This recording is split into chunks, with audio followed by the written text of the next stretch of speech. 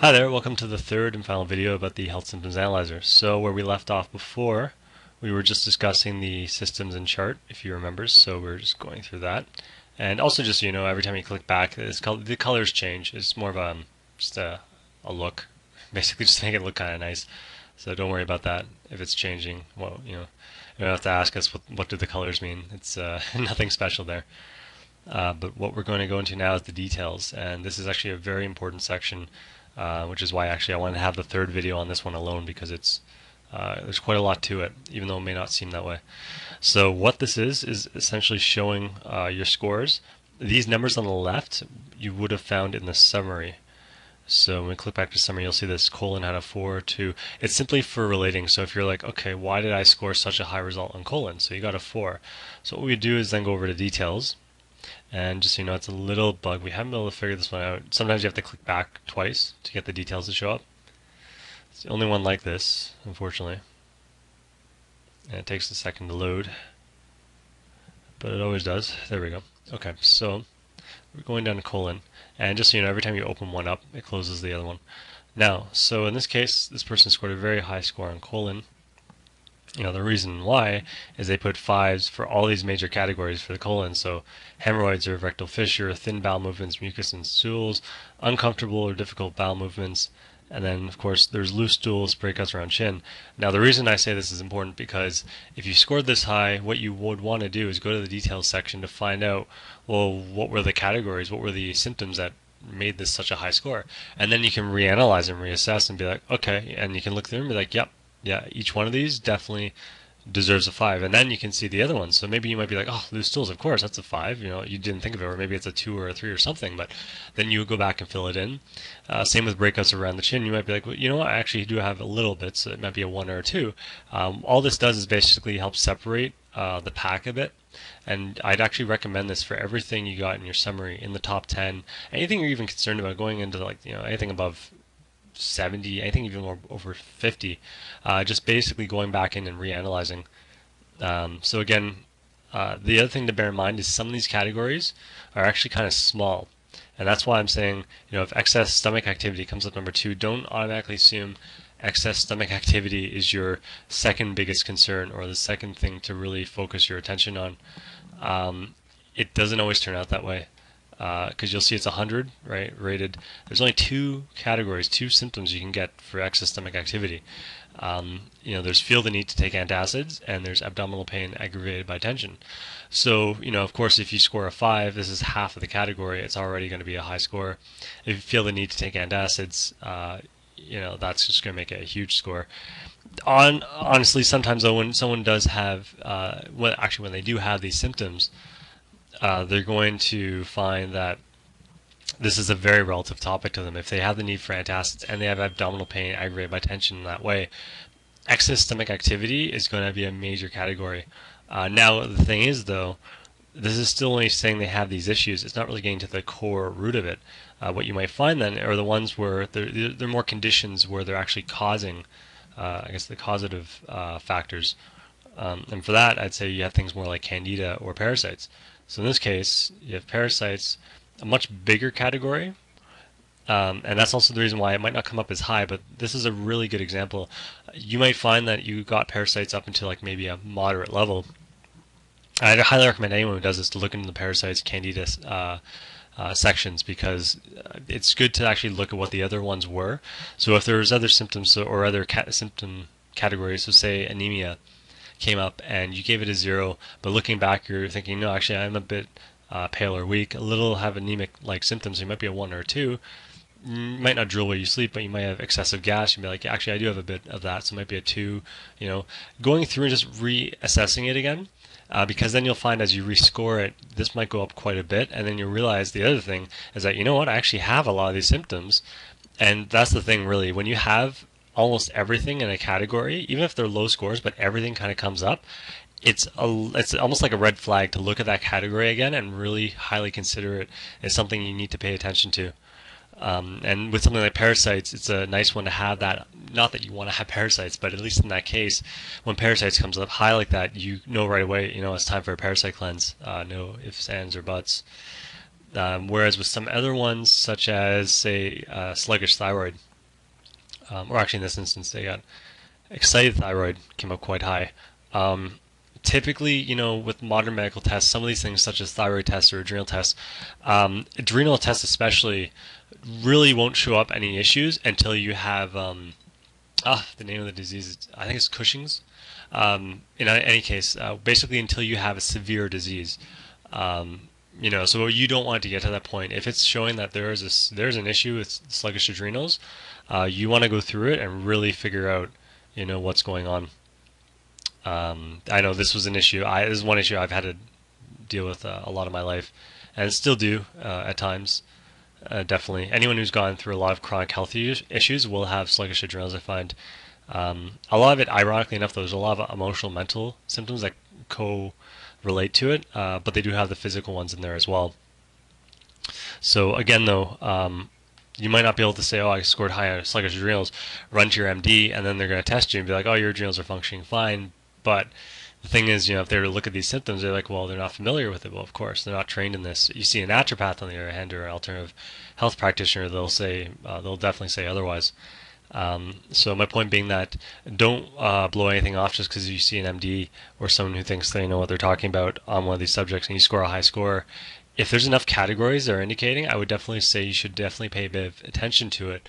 In this case, excited thyroid, it's possible that you might have erratic behavior, you talk fast, you might be high anxiety, you might have a good appetite and fail to gain weight, and you might even have poor sleep quality, all at the highest level, and you might not have an excited thyroid. That's the reason also why you want to come in here and look at everything else. Like protruding eyeballs is a huge excitable thyroid condition.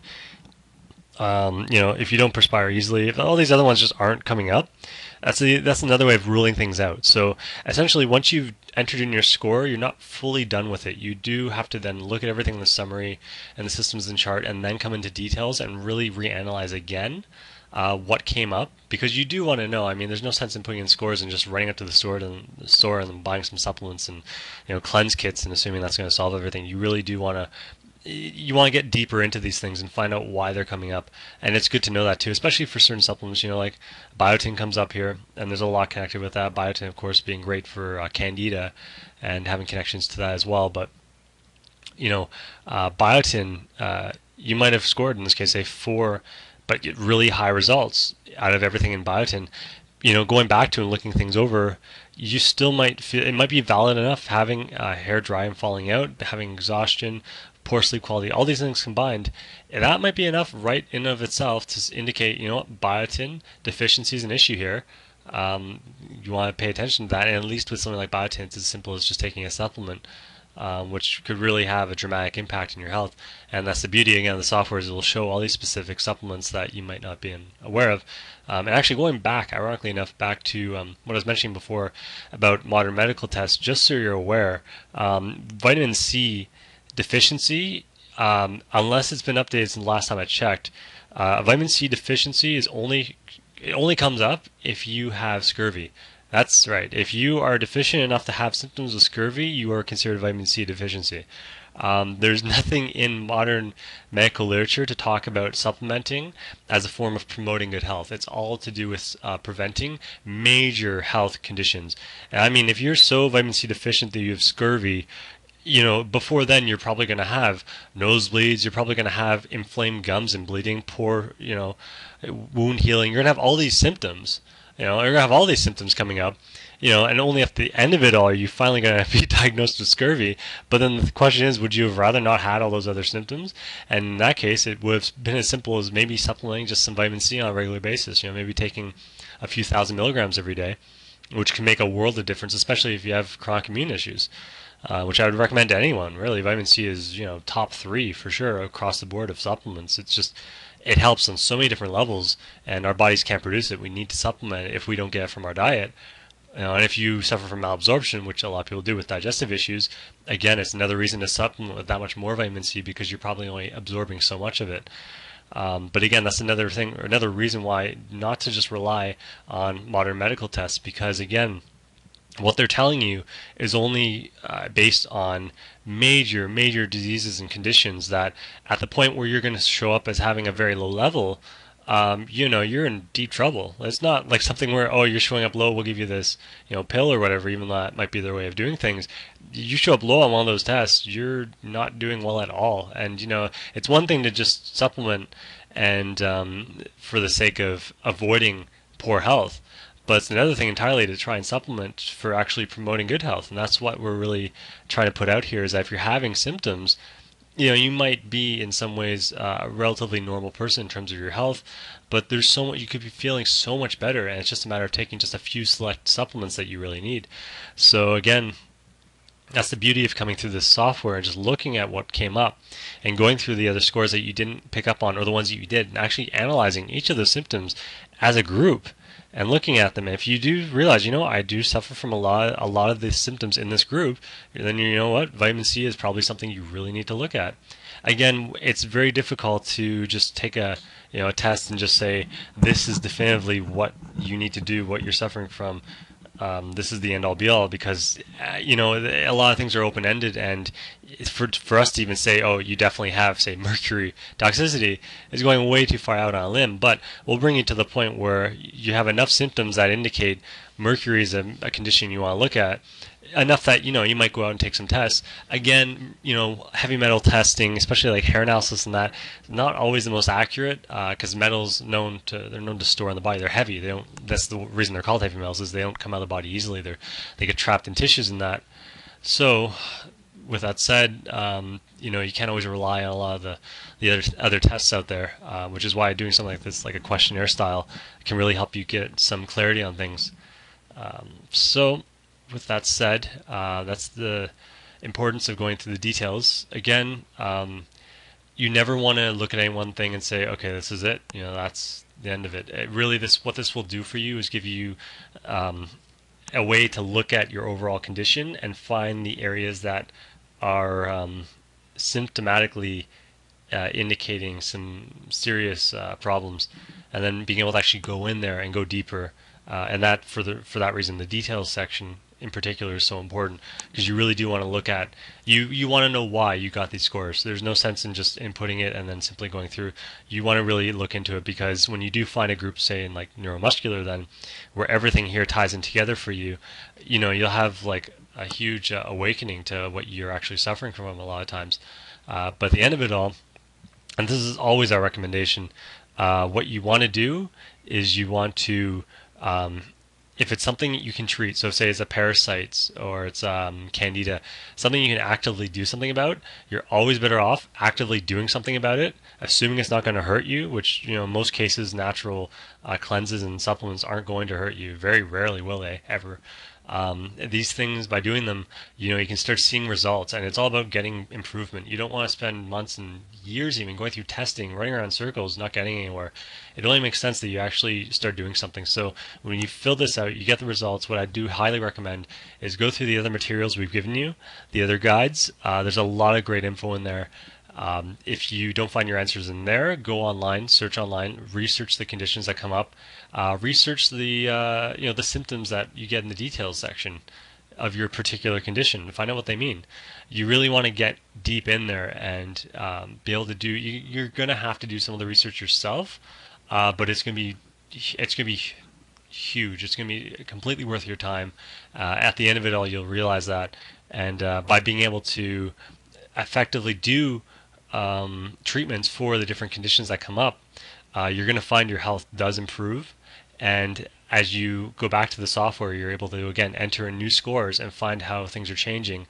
And anytime you're feeling, something's coming up, some problem out of nowhere, and you're trying to figure out with very specific symptoms, this software is amazing for that. You go into just input the symptoms and find out what comes in.